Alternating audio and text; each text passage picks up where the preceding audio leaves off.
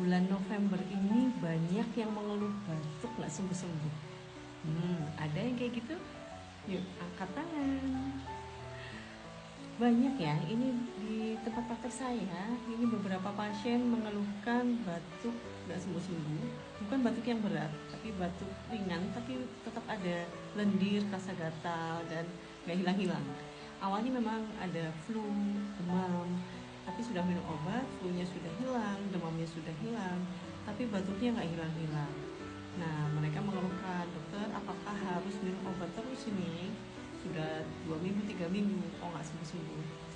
Oke, beberapa pasien saya berikan tips untuk meringankan batuk dengan cara yang alami. Yang pertama, dengan buah pir. Buah pir bisa dimakan biasa aja, atau dikukus, kemudian diambil airnya. Ini juga bisa membantu meredakan batuk ya.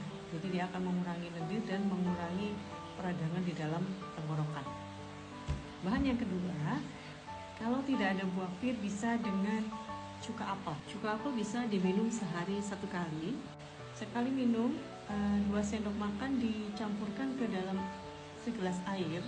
Kemudian boleh dicampur madu 1 sendok atau tanpa madu juga boleh. Kemudian dikonsumsi, diminum. Itu juga akan mengurangi lendir dan gatal di tenggorokan. Jadi supaya nggak minum obat lama-lama, boleh dicoba ya. Oke, salam sehat.